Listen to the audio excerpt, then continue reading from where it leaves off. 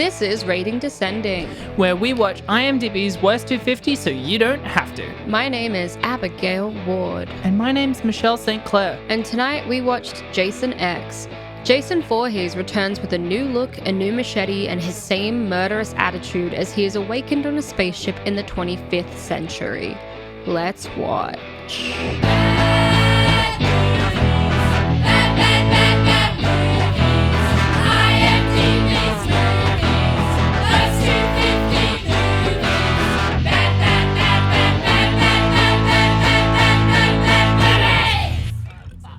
This time last year, we were stuck in a lockdown with like 400 cases a day. Life was grim. The podcast had just begun. Now it's much grimmer. Now it's that much grimmer.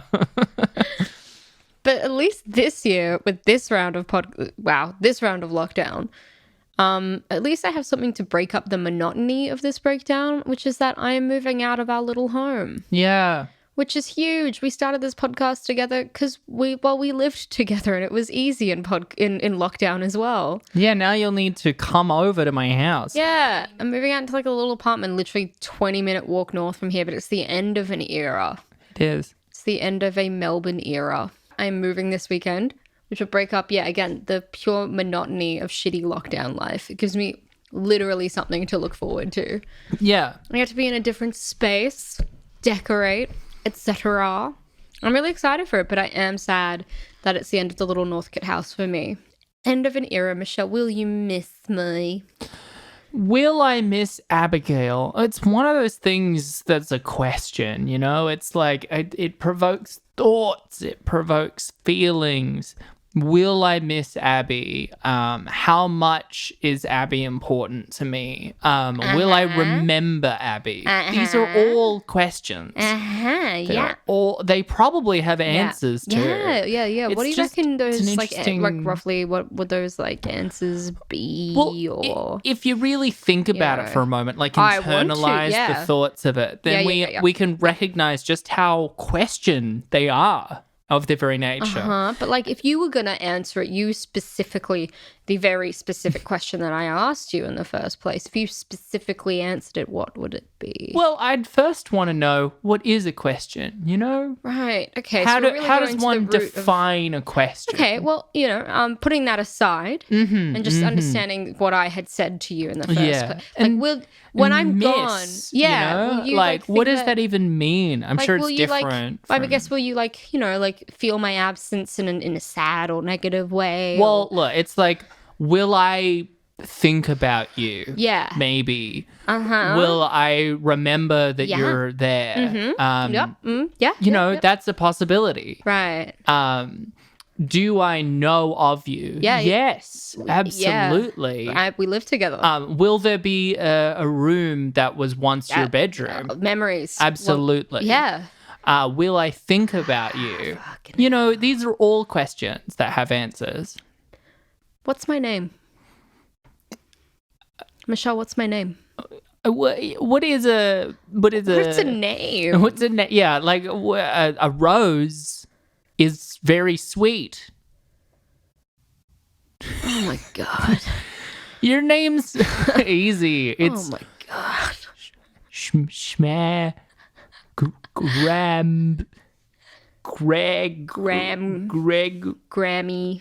Your face tells me no. Starts with an A. A. Ends with a Abigail. Oh. Anastasubale. Fuck. Obviously, guys, it's agoraphobia board. Agoraphobia ward. Yeah, I love agoraphobia ward. Arachnid ward. Arachnid board. She's really hot. Incredible. And I will think of her when she's not next to me. Yeah, you'll really miss Annabelle. Yeah. I will be sitting here on the podcast alone because, you don't live here anymore. Saying to the audience, we remember the former other host, Annabelle, and the contribution she had week after week. I think that's how frequent it was. Look, I'll take what I can get. No, think higher of yourself. Abby, I'm going to miss you. Speaking of taking what you can get, Now that's This week, a pivot, baby. we watched Jason X. Yeah. Baby. We returned to the franchise. I think we've reached a tipping point, right? Like, Besmois notwithstanding, we've had a string of episodes that have made us go, oh, this is what we thought the podcast was, after a much longer string of episodes where we were like, what is this? What's going on? Because this was fucking buck wild from front to back in a way that matches perfectly the energy of bad movies. Yeah, it definitely was different to what I expected because I didn't know Jason X wasn't really such a classic horror slasher as more of a slasher sci-fi. That really threw me. Yeah. Oh, yeah. When they travel 400 years in the future and they're in space. Yeah, didn't see that one coming. Didn't know that about this film. Well, logically, we're like, he went to, he was in Crystal Lake 7 times. Then he went to Manhattan. Then he went to hell. Where do you go next? Space. Obviously. Like, I don't know how you didn't see it. X is the most space-like letter. Where can you go beyond space, man? Well, apparently it's versus Freddy. Oh, no, I have heard about that. Yeah. Yeah. And then an entire new reboot of the entire franchise in 2009. That's when you go, why don't we go back to the drawing board? He's a guy in the woods. Bunch of teenagers in the woods having sex. By the way, like, I was astounded in this film, which I'll talk about this later, but it's also a very horny film. It's so horny. And it's a horny film, I guess, because, I mean, the original Friday the 13th, a lot of old classic horrors are horny films of, like, teenagers just trying to have sex and flirting a lot. But this is, like, a different level where they all seemed like adults randomly just trying to flirt and fuck. Oh, yeah. But they were meant to be students. None of them are teens in this. But I think they're meant to be teenish, right? I guess they're students young. of the professor. We'll get into it. It's a very horny film. It's very horny. It's a sci-fi film. When it started to be horny, I was like, oh, what the fuck is this? And then instantly I was like, oh, it's Friday the 13th. What an But they tried to take it to great new self-acknowledgement. Yeah. But this film was odd because it was also like, it was so tongue-in-cheek a lot of the time, and it was trying to make these like smarmy meta jokes about things and like, yeah, just trying to make you laugh in moments of tension, which was really bizarre. Like, it didn't take itself very seriously, which I appreciated, but it was still bonkers. I don't think Friday the 13th one took itself very seriously. I don't know. I think it took itself more seriously than this fucking film did. Yeah, but it's... What are you doing? You could be quoting any slasher movie. What are you doing? Stop! You're hurting me. Are you doing the beginning of Halloween? Michael! Rubbing her tits as her little brother fucking stabs her. Yeah. But, okay, Jason X, yeah.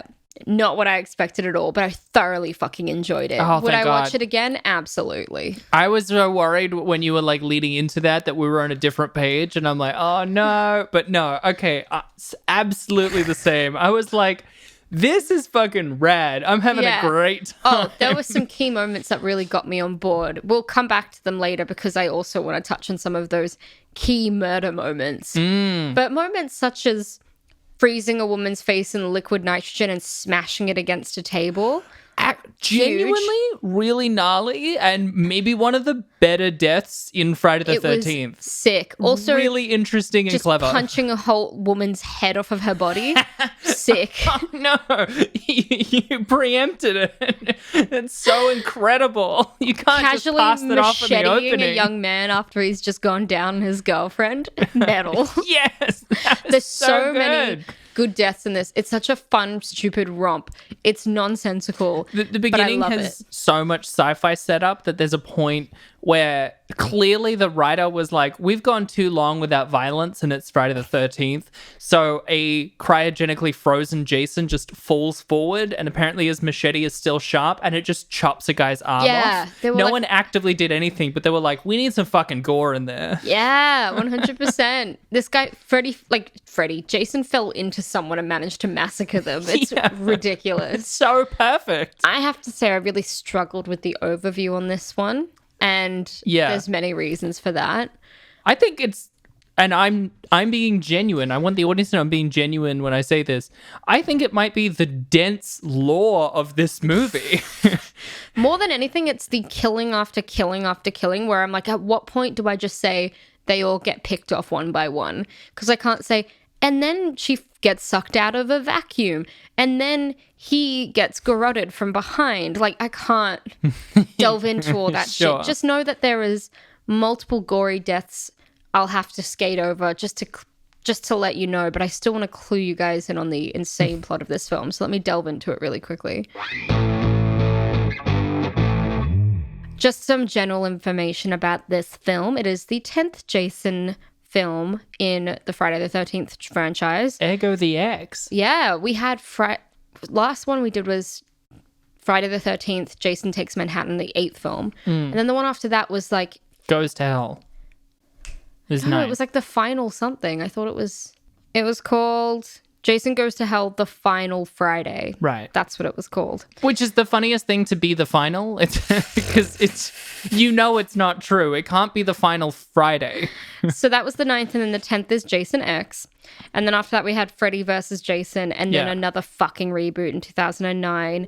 Just something to point out as well about all of these films is that every single film is written and directed by totally different people. There is no consistency in the cast and crew of these films. But I think Goes to Hell is where it stops being New Line and starts being Paramount. That's why they had to stop calling it Friday the 13th. Is it? Yeah, because they lost the title. They lost Friday the 13th, but they had Jason? Yeah. What a weird licensing dynamic. Yeah. What the fuck? Yeah, I didn't delve too much into that because a lot of that stuff doesn't tend to interest me, but it was bizarre.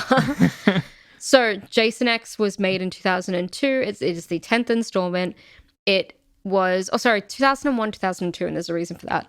It has 4.4 stars, and it was directed by James Isaac and written by Todd Farmer. Two absolute losers.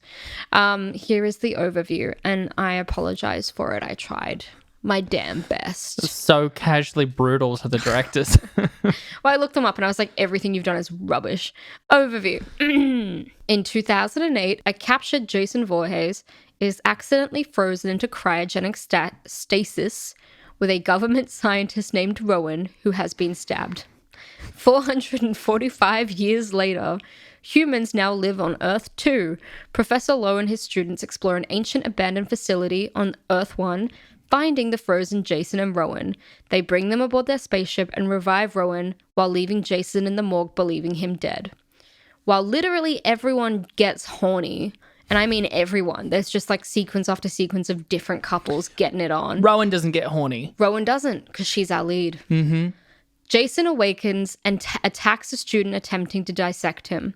He freezes her face with liquid nitrogen and smashes her head apart. I left that in because it is the best death in the entire thing. Genuinely rad. Jason takes a machete-shaped surgical tool and begins to kill off everyone on the ship one by one.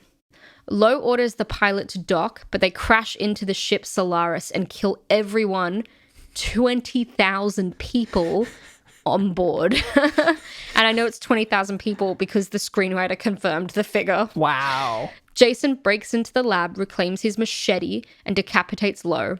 With the Grendel, which is their spaceship, crippled, the survivors head for a shuttle. One of the students upgrades his AI girlfriend called KM-14. Yes. Who then seemingly kills Jason. Jason is repaired into a cyborg. After a fight, he punches KM-14's head off and rips a hole through the hull, causing a vacuum. The docking door to escape breaks, so the gang remaining think up a virtual reality-based distraction for Jason while they fix it. The ship destructs and Jason plummets towards Earth, incinerated on atmospheric entry. That's the best I could do. Yeah, and you fucking nailed it. And you know what? Hearing it relayed back to me, I'm like, yeah, that movie's a good time. But I really struggle to synthesize this into something coherent. I think, before delving into any individual bits, I want to say up front, Jason Takes Manhattan had a good time. Obviously, the biggest complaint is that it takes a long time before it gets to Manhattan. This still has problems with pacing, I'll say. And structure. But it also has so many genuinely interesting ideas in it. Like, It's incredible how many things they're throwing at the wall compared to the average boring slasher. I'm going to tell you a piece of trivia that I'd save for later, but I want to tell you now. Okay. The guy that wrote this, Todd Farmer, he had done a couple of things prior, but the script for this film came about because of a screenwriting competition. Really? Where he went, I want to write a 10th Jason film. And he did, and it won, and they made it. Love that. So That's incredible. apparently as well, and I'll just tell you this now, he took a lot of inspiration from Alien, which I hate because Alien's too good for this film. No, but you can see this movie is Alien, but it's Jason Voorhees instead of a It's xenomorph. the wildest merging. I think that this film, it is like good camp, dumb fun. It knows that it's stupid. It's winking at itself. I don't love it because, like, obviously it's still stupid and problematic, and it's almost like I wish it was a bit more campy in this weird way. I feel like, do you feel like Jason Takes Manhattan was just a bit campier, maybe because of its age as well, the fact that it was an 80s film? I think this didn't have the out loud camp moment of like Jason in Times Square, but I also think That was fuck. we're almost entirely thinking of like the first 10 minutes and last 30 minutes of Jason Takes Manhattan, because the middle bit, not campy, not very great. Nothing did beat Cyborg Jason. Yeah. Cyborg Jason was a new high. Where, by the way, he gets repaired into a cyborg because when basically KM14 fucks him up, and KM14 getting upgraded and fucking him up is an amazing sequence. It's so good. They're about to get killed. Which, by the way, all the characters, I actually really like them. And they're like up against the wall and they're like, I guess we're just gonna die. And then the little nerd boy comes out and is like, stop, Jason. And then like out jumps. Look what I've got. Out jumps KM14, now in like black boob leather is the best way I can describe it. And she just starts kicking the fuck out of Jason. No, what happens is that he throws his fucking machete or like a little knife into her gut, and she's like, ugh. And she gets down and she keels over, and they're all like, well, that didn't go very well. That's the tone of this film, guys. And then he walks up to grab it out of her, and she's like, psych, and she just starts basically shooting the shit out of him. There's a bit where she shoots a ring around him in the metal wall behind him and then kicks him through it because it's carved out a little fucking sheet. If you've ever wanted to see someone just beat the fuck out of Jason Voorhees, you get to see like leather-clad robot woman do it in this. There's definitely a bunch of incels on the internet who are really mad that a woman beat Jason. It's just not physically possible. But they're also simultaneously turned on by it. You know what I mean? They have a wank and then they complain. That's why they're angry at it. That's always why. You made me come. They're like, you have power over me because it made me horny. I'm angry about that. That's always what it is. It is. It's you have power over me and a lot of other men, and I resent that. You have power over anyone and I have no power. Yeah. What I was going to say about that bit is after that fight, she kicks him into like the medicine ward, like basically like the medical unit of the ship. And that's how he starts regenerating, is that all of this, they have this technology that can heal and repair people at the beginning of the film, and it starts like slithering up him and like turning him into this cyborg man. What it specifically is, we see it established in the beginning in good screenwriting. The guy gets his arm cut off and it gets joined back together by what looks like just like a general nanotech goo. Yeah. And it's then mentioned what it actually is it's like a colony of nano ants that can repair the tissue. Yeah. That's genuinely really cool. You little nerd. That's a great sci-fi idea. There's so many like vague nanobot healing things. But the it problem being ants is so good. The problem is the first 20 minutes is loaded with these insane bits of like... It's dense. Yeah, like this insane futuristic jargon for technologies that don't exist in our world. And you're like, what the fuck are you talking It's like about? Firefly meets Star Trek. I was blown away. I was thinking about Firefly a lot. They didn't, like, I knew they went to space and I was like, oh, they're gonna like fucking half-ass it. They're gonna go up and it's gonna be be just like some generic fucking So you were spaceship. pleasantly surprised and in awe of this film. They went way harder than they needed to on the sci-fi concepts. Todd I'm like, this Farmer. could be a sci-fi show. Thank Todd Farmer and his fucking submission into this screenwriting contest. Todd, you had a wonderful career as a sci-fi writer ahead of you, and one script about Jason Voorhees ended up making you write shitty screenplays Listen, instead. man, I'm sorry I called you a loser. That was my bad. That was mean. That was mean of me. I'm sorry. Hey, I've had a shit day. from one loser to another, Todd. I appreciate it. I get it. I totally get it. That fucking Annabelle Crawd is always Annabelle Crawd. I still think Claude should take my surname. Yeah, I think so too. Claude Wood. He's a very Claude Wood man. Yeah. The deaths, going back to that incredible moment, just to paint the scene for you listeners, if you haven't seen it, the most iconic death is the liquid nitrogen moment, which apparently there's a very similar scene in a different film that people think he's like taken it from. Right. But there's a young student called Adrian, which by the way is a nod of the head, I think, to Adrian. I can't remember her surname, but the woman who played Alice in the first Friday the 13th. Okay, sure. Because it's spelled the same way. She's a young scientist. She's there to dissect Jason, and she's the only fucking person doing their work at that point because everyone else is fucking. She literally turns to two of them who are almost like fucking on top of a decomposing dead Jason, And instead then of she's just saying, like, can go you fuck. stop? Yeah, she's like, just go fuck and get your heads in like the right space, which is insane. I feel like most bosses would be like, you either need to stop or I'm firing you. To the defense of the screenplay, though, the characters then go, wait, what? Really? Like, Yeah. they're surprised. But they get So- punished for it Well, because yeah. you're not allowed to have sex. Which this movie acknowledges as dumb. Guys, this movie's great. By the way, I have to say, just before I continue talking about this bit, that guy that gets murdered, he's the second person murdered after the woman I'm about to talk about. That guy that's flirting with his girlfriend in the lab and is told to go have sex, I couldn't figure out why he looked so familiar. I looked it up. It blew my mind. He's Paolo from the Lizzie McGuire movie. Oh! I know. Have you ever seen such a beautiful night? I can almost kiss the stars, but shining so bright. What the audience doesn't know is the way that we're referencing Lizzie McGuire movie is that I'm actually singing it and Abby's lip syncing it. I go, oh, oh, oh. That's all me. That movie is incredible, and I feel like that guy's face is imprinted on every young woman's brain because of the Lizzie McGuire film. But it was a young Paolo. It was like the two things I've now seen him in is Lizzie McGuire and Jason X. What a getting career. viciously murdered by machete for fucking. And then he was in Jason X. It was really weird. Then after the sex scene, he started going, I can almost kiss the stars. Going back to Adrian, she's the only one doing work. She's sitting there. Jason is slowly thawing out and he's coming back to life. And she keeps hearing weird noises and she's looking over her shoulder, but she's really deep in her work. Again, the only one doing her work. And then she turns around, he's not on the table, and he grabs her by her behind and dips her head into a vat of liquid nitrogen. It frosts and freezes over as she's screaming. He pulls it out, and then he just slams it down on the table, and it shatters apart, and there's blood and ice everywhere. Yeah. It's actually...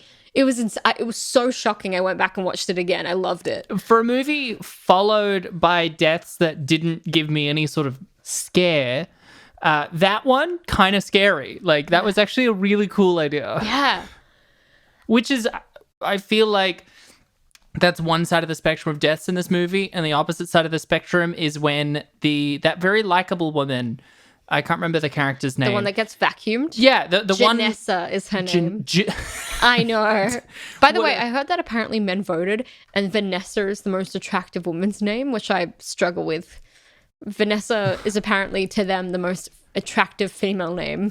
Okay, but she has a very booby shirt. It's sort of like if a shirt and vest got married. It's like a vest with sleeves. She's got like a slit down the middle of it, so it's like cleavage It's galore. not a slit. It doesn't connect. It doesn't. It's just like a patch of skin. Yeah. Yeah, it's bizarre. It's like a jacket, but it ties in the middle. So weird. Anyway, she's like there's a hole in the hull and they're all trying to get out, but she's like the furthest back and on a grate, and she's trying to like claw herself forward, but she's just too far away, and she grabs onto a grate, but then she's like getting sucked so hard the grate's getting pulled up, and then she looks up and she's like, this mega sucks. Oh, she says, this sucks on so many levels. Yes. And then we see her go, ah, and then we cut to their reaction, and we cut back and we see the grate, and there's just a little bit of goo on it. It's goo in her clothing.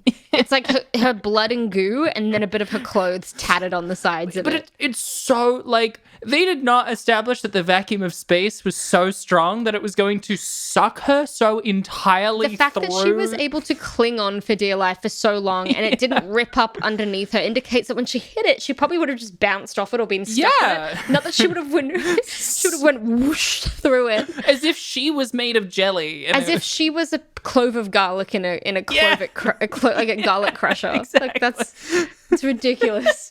She got squeezed out. That was an iconic death. So good.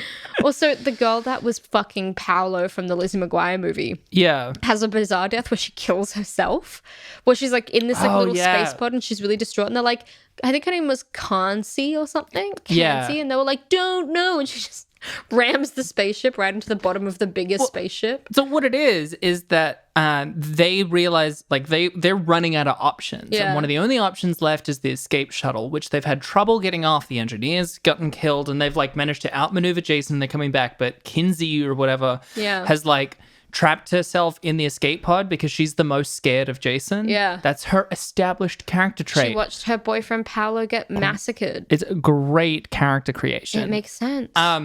And she's not letting them in, and they're like yelling at her to let them in, and then we see her like tearfully like push the lever to like prepare the shuttle to go off so she can just fuck off by herself. Yeah. And then they're like, no, the fuel line's still attached, but she goes off anyway, and it just like crashes back into the ship and she dies. Yeah. Clearly Interstellar got some influence with that Matt Damon scene. I can imagine. I can imagine. Also, I have to say, like, there were so many characters. Yeah. There were so many characters. I couldn't keep track of who was who if I'd seen someone before. When someone died, I was like, were they important? Which purpose do they serve? Like, this film is fantastic, but it is so fucking confusing. Yeah. I never really knew what they were trying to do the whole time or who was who. Escape from Jason. Come on. Oh my God. No, but I actually really liked them. There was the guy with like the fluffy blue vest. Who was like the closest thing to like a good... He was just like a good friend who was trying his hardest. Wayland. He was great. I really liked him. I was like really rooting for him and the guy who looks like Colin Salmon to be like black guys that make it to the end.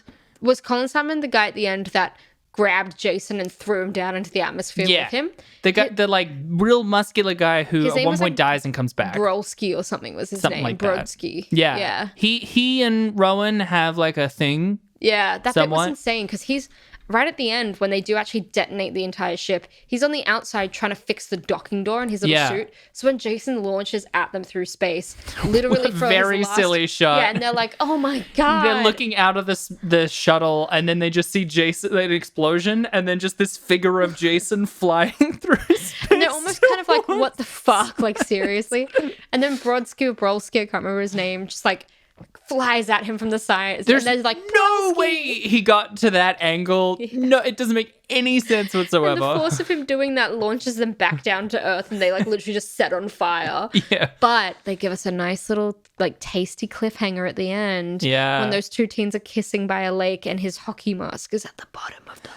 I don't understand because the teens are looking up from a lake on Earth. Was it Earth? I think it's meant to be. Well, is it just a different planet? Because Earth 1 isn't inhabitable anymore, so it must be Earth 2. Yeah, when we see Earth, it's like covered in sandstorms and stuff. Which, okay, no, but you just gave away my favorite moment of the movie. This is absolutely the best, maybe the best thing I've ever seen in a movie, where Rowan, who maybe my favorite Friday the 13th protagonist, she's kind of interesting and cool. She walks into Lo, the captain guy, who's like real skeevy. Guys, the enemy of the film is capitalism because he only wants to keep Jason so that he can sell Jason. What fucking jerk.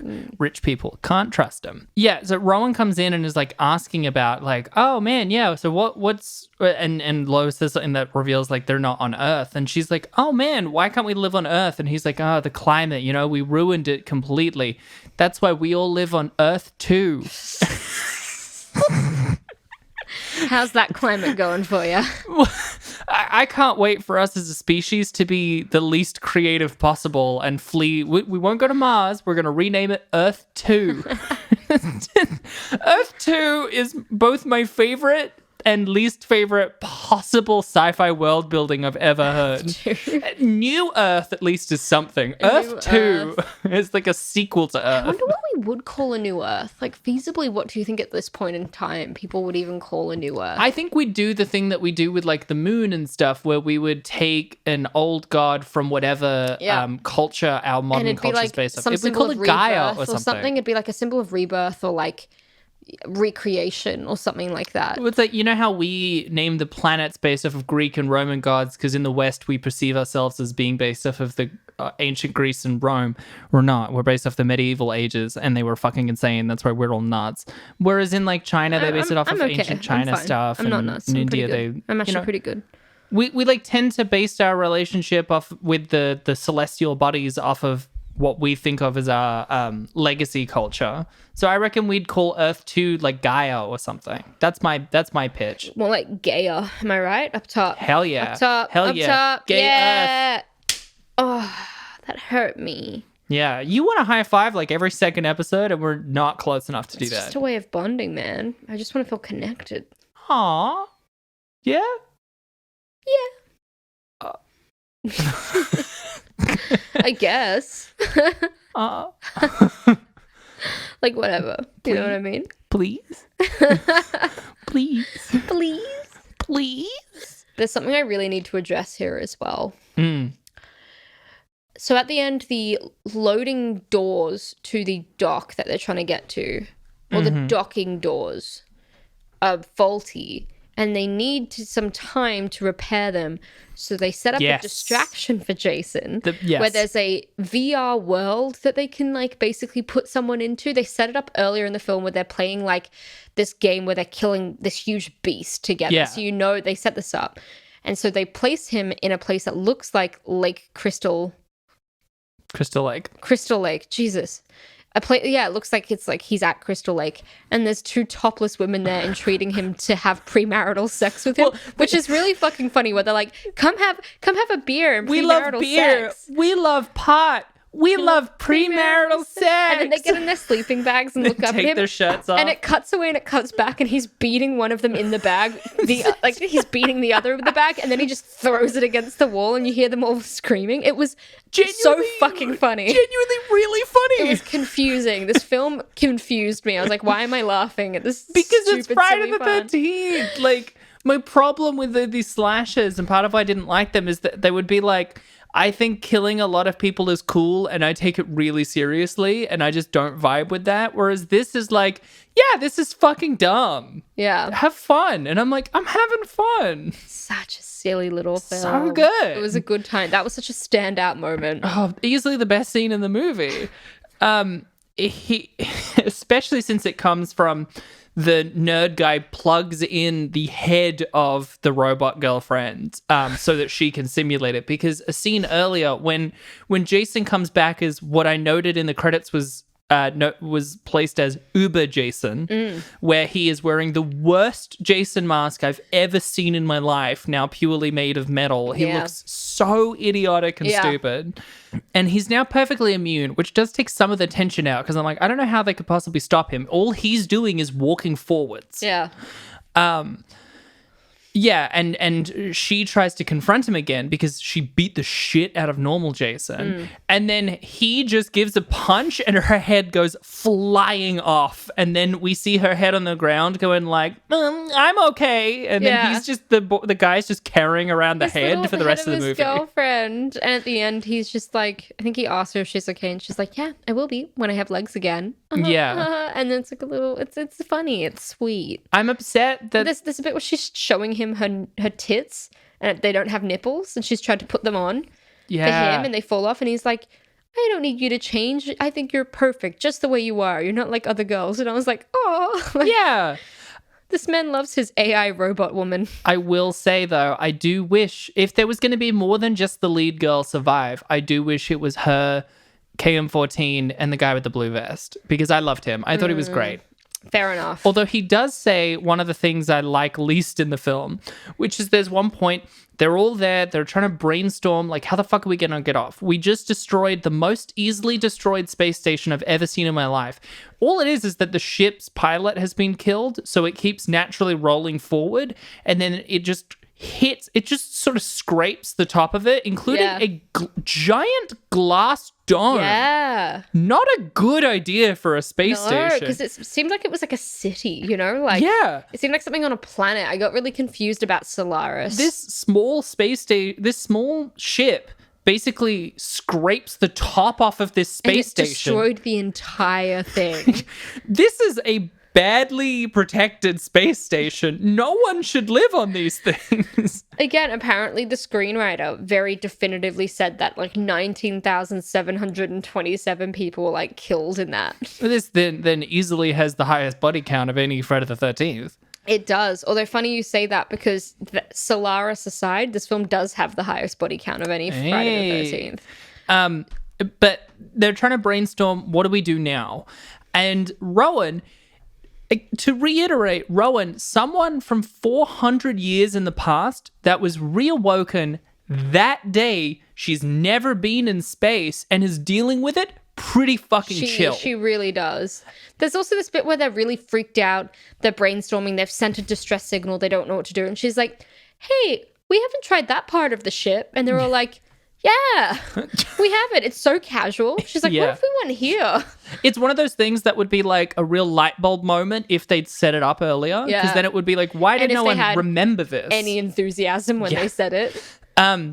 But yeah, they're trying to think about it. She, again, never been on a spaceship before, is 400 years in the future, says, can't you just beam us off somewhere? And then the guy in the blue vest looks at her and goes, beam us off?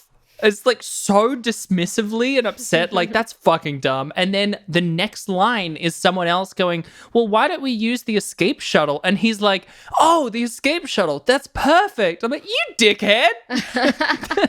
Beam us off, that's dumb. We gotta fly in a small spaceship. Both of these are gibberish. It's pure gaslighting. That's what it is. It's actually a feminist allegory, and did you get it? Like all the allegories in the film about feminism, you wouldn't get it. It's just for intellectuals. I mean, there is the point where all the guys can't kill him, and then she picks up a big gun, and I think that is the 2002 version of feminism. Oh, 2002 version of feminism is having a crop top, baggy jeans, big Nikes, a zigzag hairline. You're currently describing the 2021 version of feminism. Yeah, because fucking fashion repeats, motherfucker. Every 20 years to be precise. But that's feminism to me. And you've just watched 10 Things I Hate About You on repeat for 3 hours. So you probably watched it twice. Do you want to hear some trivia? Yeah, I'd love to hear some trivia. IMDb trivia! All right. I've got a couple of things here for you. While this film was a critical and financial failure in its initial release in theaters, it made more than triple the cost of production in DVD and post-theater sales. Holy Statistically, shit. It is one of the most successful Friday the 13th films. Yeah, so they're distribution just went off. This gets into a larger complaint I have, right?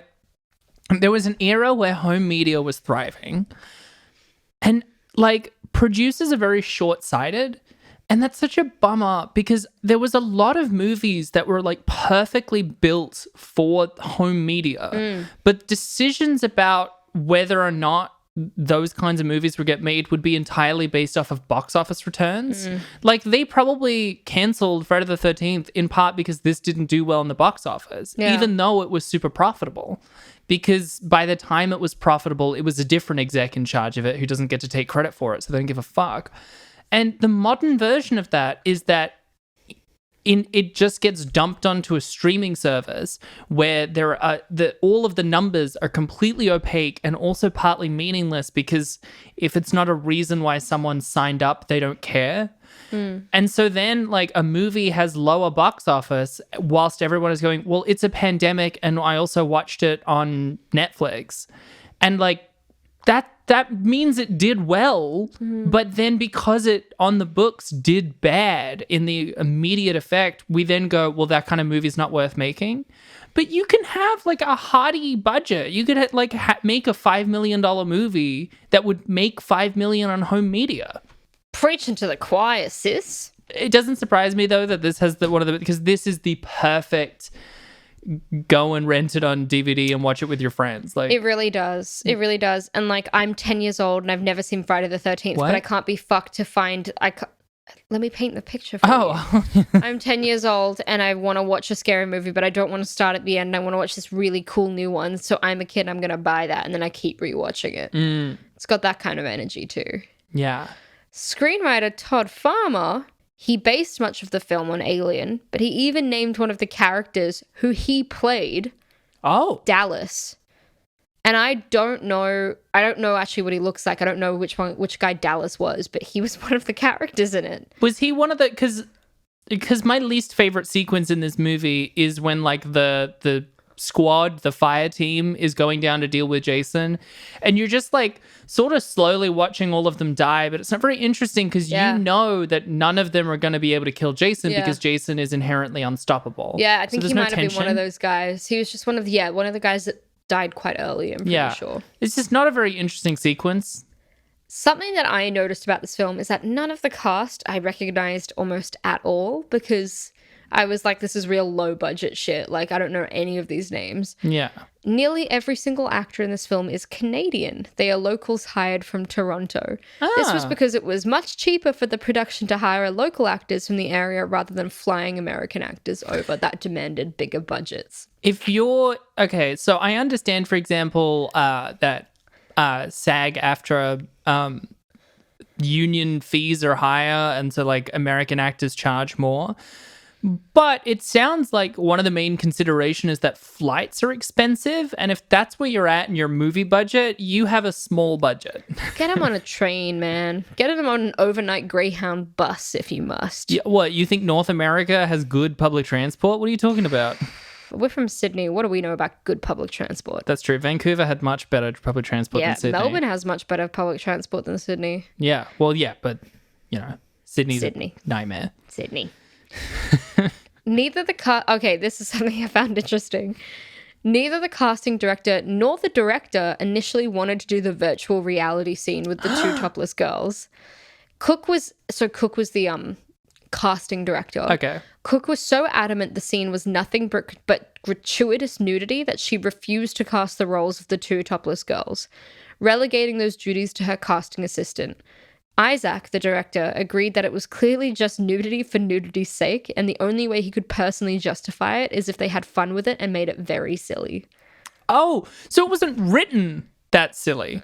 I don't think it was. I think the director made it that silly, which I really appreciate. I actually like that he was like, this scene's really fucking dumb. I feel like he obviously would have had creative control to override that scene, but I like that he just tried to work with it. Yeah, I assumed when seeing the scene that, like, the gratuitous nudity was the point because it was sort of like making fun of Friday the 13th in general. For sure. It's always tits out, you know? Yeah. It's the kind of thing that makes you go like, yeah, because it's like TV. It has to be repeatable. And like part of Friday the 13th is that you see tits. Yeah. But the idea that they had to go, let's have fun with it kind of makes me look at the scene differently. I'm like, how'd you write that? Is it meant to be this tense scene where he kills robo women who are topless? That's so weird. For sure. Also, this is, I find, a huge red flag. This film had 4 different US release dates before it was finally released. And that's why I said it was both 2001 and 2002, and that it keeps claiming it's a 2001 film, but it didn't get released till 2002. And yeah, you know something shit and dodge is going down. I reckon we give it another go. You know what, Jason X? I reckon it'll be a hit. We just need to release it one more time. What else have we got in the can? And they're like, oh, well, we've got some rom-coms coming up. And then it's like, nah, I reckon just give Jason X another go. This is, okay. As I mentioned, this has the highest hit count of any Friday the 13th movie. He murders 28 people, which is actually far and away the highest number. Yeah. Another really interesting thing, we love the liquid nitrogen murder scene. Mm-hmm.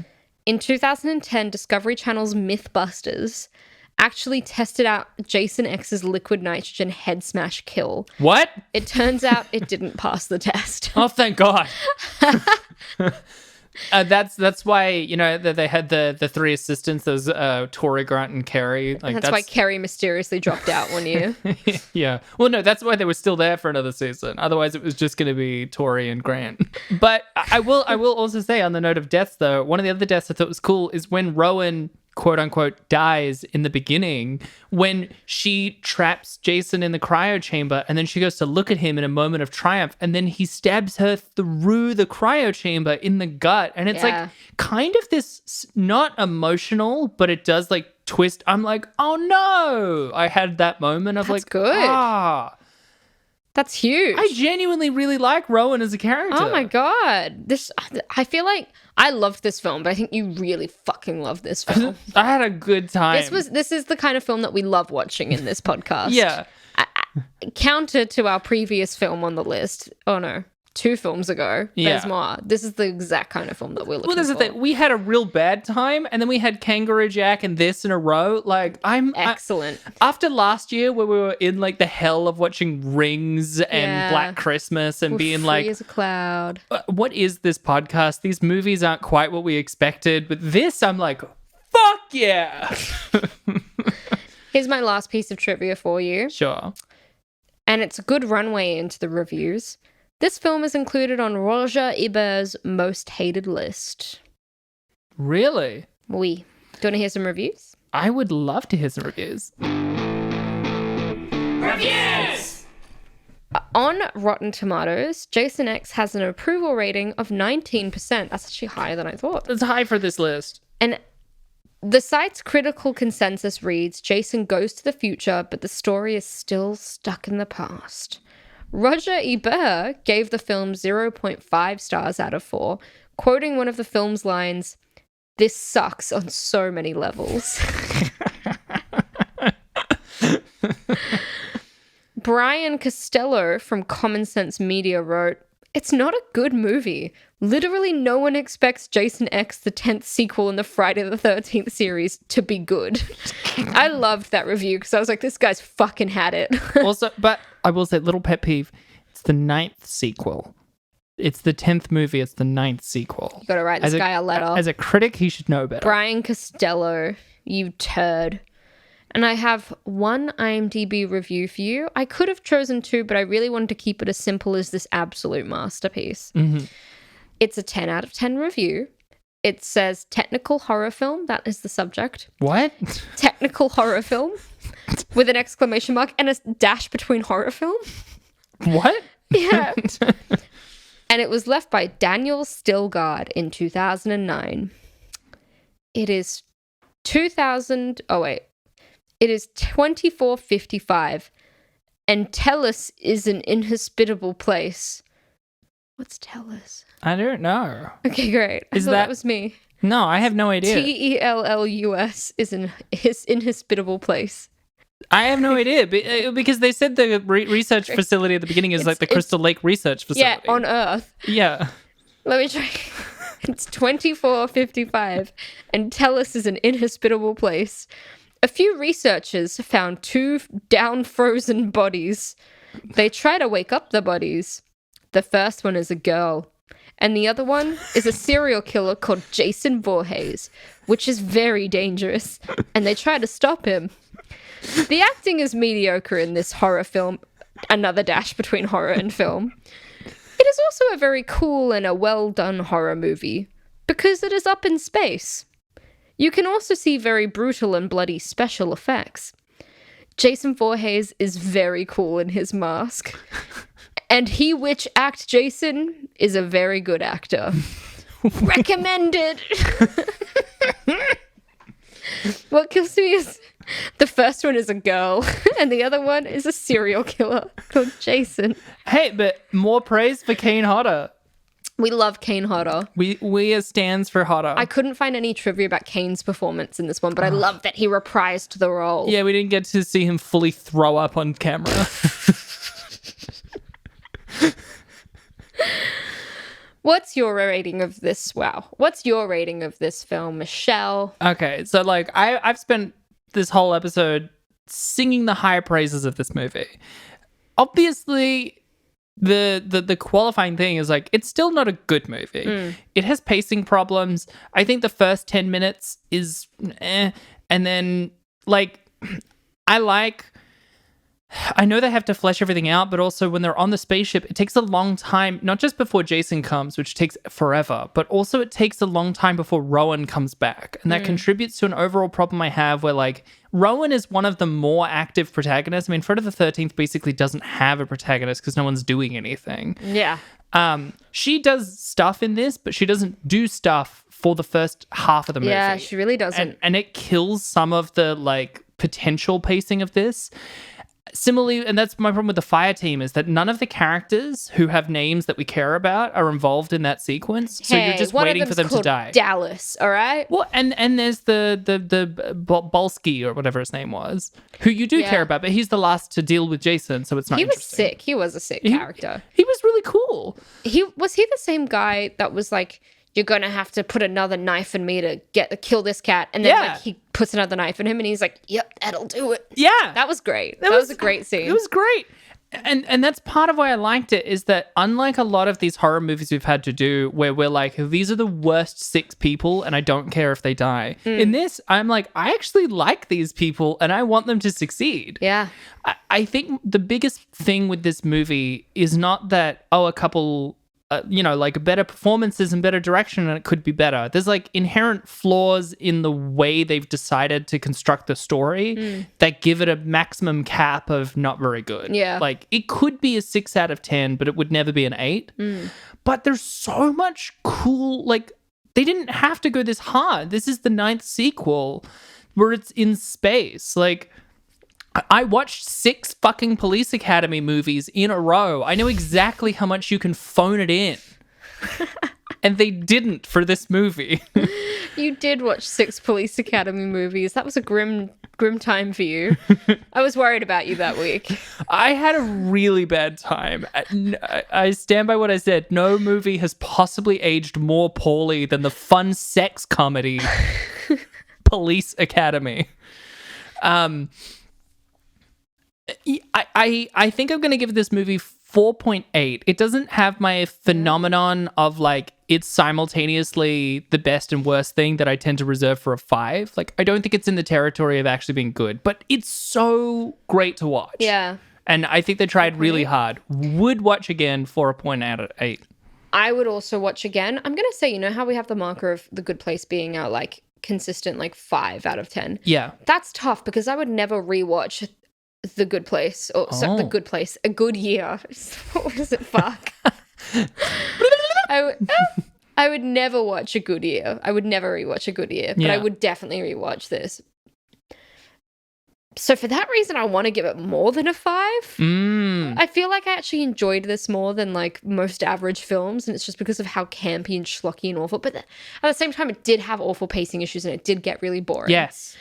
Oh, it's a tough one. I think actually I might agree with IMDb here and give it a 4.4. Yeah. Because it's very rewatchable, very fun, but it really lapses. It gets a bit boring. It's obviously fucking problematic, but it knows it is, so it's okay. I mean, it's not okay, but there's a lot of weird different levels going on in this film of it being self-aware, but also terrible. Yeah, and it's tough. I feel like the whole point of having a movie that is like critically regarded as okay, but it's not great, as our 5 is to make clear that like 4 isn't actually a bad review. Yeah. That's a movie that's just not super well put together. Yeah. Yeah, 100%. 4.4 though. IMDb's got it right, baby. Nah, 4.8. If not just because I know I gave Jason Takes Manhattan 4.5 and I thought this was better. Interesting. That's a good point. Maybe I should find a 4.5 to keep it even. You've peer pressured me, Michelle. You have. Oh, thanks. You're welcome. That was Jason X. Don't forget to follow us on social media. You can follow us on Twitter at RateDescendPod, on TikTok under Rating Descending, and you can send us a little email at ratingdescending@gmail.com if you love me. Or you can follow us on our own social media. You can find me on both Twitter and Instagram at Michelle.St. Clair. And I'm on Insta at Abigail J. Ward. You could also like leave us a review on Apple Podcasts. That's where I think all the sexy, cool people are. That'd be really random of you. Blah. I've heard it would bring good luck. I think it would... You'll meet the love of your life if you do it. Yeah, I think it would give you much sexual proficiency, unless sex isn't your thing, in which case it will give you just great proficiency in the skill of your choice. It'll make your boobs bigger, and it'll make you immune to COVID without even having to get vaxxed. But you should still get vaxxed. No. Well, what are we watching next week, Michelle? Next week, we're watching The Nutty Professor 2, The Clumps. Oh my god. That's fucking... Oh, I don't know how to feel about that. No, I'm keen. I'm going to watch Nutty Professor 1, then I'm going to watch the motherfucking Clumps. I think I want to get really drunk for it when I watch it. So I'll enjoy it. That's illegal. I would never. That's right, because I'm 17 and I'm really fertile. What the... Why'd you have to combine those? See you next time.